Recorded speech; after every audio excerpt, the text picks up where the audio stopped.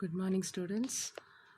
Today's class is arranged for class 8th, science, subject is science, and we are going to continue our chapter 1, which is crop production and management. So, first of all, we shall revise some of the topics that we have done earlier. Earlier class में जो भी previous class में हमने जितने भी topics किए थे, so we shall revise. First of all, we have already studied what are agricultural practices and the 7 steps which is followed in the agricultural practices. And वो 7 steps कौन कौन से थे? Preparation of soil, sowing, third one adding manure and fertilizers, fourth irrigation, fifth protecting from weeds, sixth harvesting, seventh storage.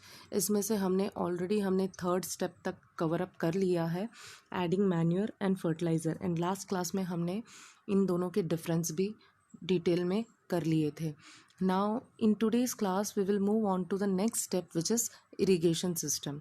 ठीक है, हमने पहले तो सॉइल प्रिपेयर कर लिया एग्रीकल्चर के लिए. सॉइल प्रिपेयर करने के तरीके भी देख लिए एंड उसके बाद सोइंग के टेक्निक्स भी देख लिए कि सोइंग के लिए सीड को अगर आपको बो करना है, बीज को बोने के लिए क्या आपको करना चाहिए और क्या नहीं करना चाहिए, सीड्स को कैसे, हाई क्वालिटी सीड्स को कैसे आपको परखना चाहिए, या तो आप हाई क्वालिटी सीड्स को कैसे अच्छे से डिवाइड कर सकते हो, बाइफरकेट कर सकते हो अनवांटेड सीड से या डैमेज सीड से. एंड थर्ड आपने पढ़ा था कि वही सीड जब आप सॉइल में बोते हो या तो सो करते हो, उसके बाद सॉइल में न्यूट्रिएंट्स को बढ़ाने के लिए आपको मैन्योर एंड फर्टिलाइज़र का यूज़ भी करना चाहिए. तो उसके बारे में भी डिटेल में हमने किया था. सो ये 3 steps already we have done that. And moving on to the next step which we will do in today's class, we will discuss the irrigation system in detail. Okay, so moving on to the 4th step which is irrigation system. Now what do you mean by irrigation? Irrigation से हम क्या mean करते हैं, हम क्या मतलब रखते हैं इरिगेशन का. एग्रीकल्चरल पर्पस में इरिगेशन सिस्टम बहुत ही इम्पॉर्टेंट माना जाता है. अगर आप इरिगेशन सिस्टम नहीं प्रोवाइड करोगे तो नो डाउट कोई भी क्रॉप्स अच्छे से हार्वेस्टिंग में अच्छे से ग्रोथ उनकी होगी नहीं. ठीक है, so irrigation system is considered as one of the most important step in the agricultural practice. And what do you mean by irrigation? The supply of water to crops at regular intervals is called as irrigation. ठीक है, जो आप crops अपने बीज जिसको बोए हैं मिट्टी में एंड मैन्योर सब मिक्स किया है, उसके बाद आपको इरिगेशन सिस्टम मतलब पानी प्रोवाइड करना प्लांट्स को.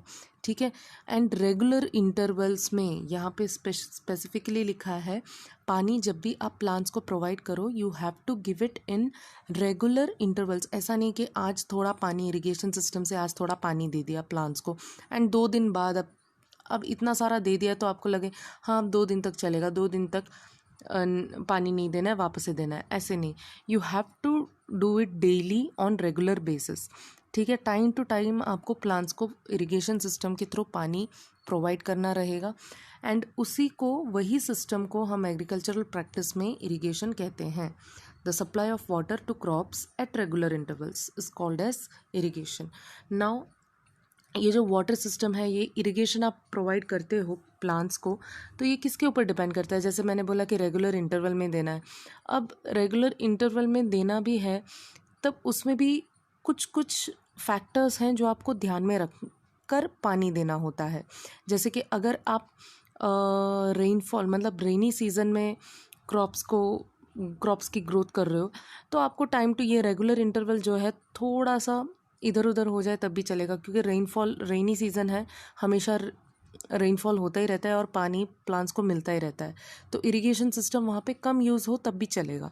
बट अगर समर सीज़न हो तो समर सीज़न में आपको पानी ज़्यादा देना होगा, क्योंकि आप जितना भी पानी आज सुबह को, अगर मान लो कि आज सुबह आपने पानी दिया है प्लांट्स को एंड जैसे ही दोपहर होते होते क्या होगा, जितने भी पानी आपने मिट्टी में प्लांट्स को दिया था एंड मिट्टी में जितने भी पानी मिक्स हैं, वाटर होल्डिंग कैपेसिटी जो सॉइल का है वो सारा जल्दी ख़त्म हो जाएगा. कैसे?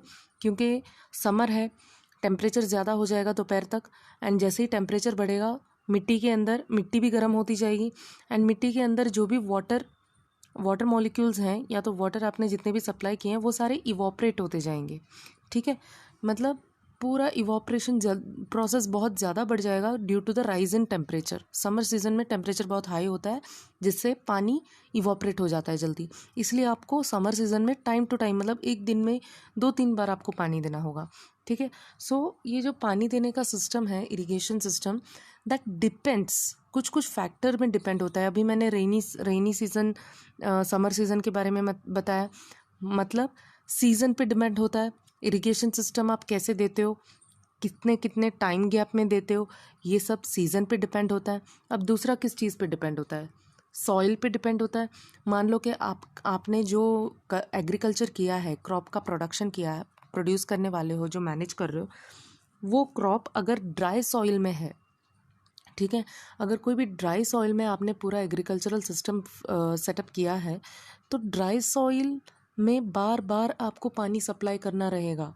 ठीक है, अगर मान लो कि थोड़ा क्लेई टाइप सॉइल है या तो कीचड़ टाइप सॉइल है, तो उसमें ज़्यादा टाइम तक पानी रहता है, तो आपको बार बार पानी देने की ज़रूरत नहीं है। मतलब सीज़न के जैसे सॉइल के टाइप में भी डिपेंड होता है कि इरिगेशन सिस्टम कितने कितने टाइम में देना है। ठीक है, एंड तीसरी चीज़ क्रॉप पर भी डिपेंडेड है। कोई कोई क्रॉप को क्या है, ज़्यादा पानी चाहिए, कुछ कुछ क्रॉप को बिल्कुल भी कम पानी चाहिए होता है, तो क्रॉप पे भी डिपेंड होता है कि आप पानी कैसे सप्लाई करते हो। ठीक है, सो हम कह सकते हैं कि देखो, what do you mean by irrigation, ये आपने ऑलरेडी कर लिया यहाँ पे, एंड उसका डेफिनेशन भी ये था कि रेगुलर इंटरवल में पानी का सप्लाई करना क्रॉप्स को। ठीक है, दैट इज़ इरिगेशन।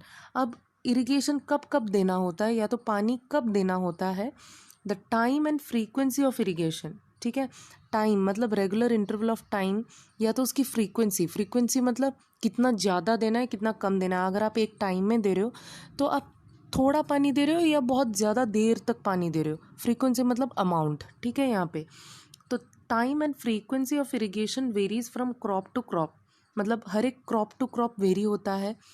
एक कुछ कुछ क्रॉप्स में कम पानी चाहिए होता है, कुछ कुछ के लिए ज़्यादा चाहिए होता है, तो वो टाइम एंड फ्रीक्वेंसी किस चीज़ पे डिपेंड करता है, पानी वाटर सप्लाई के लिए, इरिगेशन के लिए जो टाइम एंड फ्रीक्वेंसी है, आप कितनी देर तक पानी दे रहे हो एंड कितने टाइम गैप में पानी दे रहे हो, वो किस चीज़ पे डिपेंड होता है, क्रॉप में। क्रॉप टू क्रॉप वो वेरी करता है, सॉइल टू सॉइल भी वेरी करता है, ड्राई सॉइल से वेट सॉइल वेरी करता है, सीज़न टू सीज़न, सीजन्स पे भी डिपेंड होता है। जैसे रेनफॉल सीज़न में कम होता है, समर में ज़्यादा होता है। कुछ कुछ क्रॉप्स के लिए पानी इतना ज़्यादा चाहिए कि कीचड़ टाइप चाहिए, तो क्रॉप पे भी डिपेंड होता है। ठीक है, so that was all about the second point, the time and frequency of irrigation varies from crop to crop, soil to soil and season to season. Soil to soil में dry soil से लेके wait soil तक भी होता है। And आपने last year ये भी पढ़ा था कि types of soil, red soil, laterite soil, black soil, तो उस पर भी डिपेंड होता है कि कौन से सॉइल में किस टाइम गैप में आपको पानी देना होता है। ठीक है, so in summer, next point regarding the irrigation is, मैंने बोला था कि समर सीजन में आपको पानी ज़्यादा प्रोवाइड करना होता है, तो क्यों, वाई इज़ दैट, उसके बारे में नेक्स्ट पॉइंट है। In summer the frequency of watering is very higher, summer में आपको वाटर सिस्टम ज़्यादा प्रोवाइड करना होता है प्लांट्स के लिए। This is because in summer the temperature of atmosphere rises, summer में एटमॉस्फेरिक टेम्परेचर बहुत हाई हो जाता है, राइज हो जाता है, resulting in the increase rate of evaporation. जब टेम्परेचर ज़्यादा हो जाता है तो ऑब्वियसली इवोपरेशन रेट भी बढ़ जाता है। ठीक है, so evaporation rate, increase rate of evaporation of water from the soil, thus we need to water regularly in short interval of time in the summer season। समझ में आया? समर सीजन में अगर क्वेश्चन पूछ रहे हैं why we have to use irrigation system more frequently in summer, summer season में हम मोर फ्रीक्वेंटली क्यों इरिगेशन सिस्टम यूज़ करते हैं, तो आपको आंसर ये लिखना है, दिस इज़ बिकॉज, यहाँ पे दिया, this is because in the summer season the temperature of the atmosphere rises resulting in the increase rate of evaporation of water from the soil. ठीक है, thus we need to water regularly in short interval of time in the summer season. So this was all about irrigation.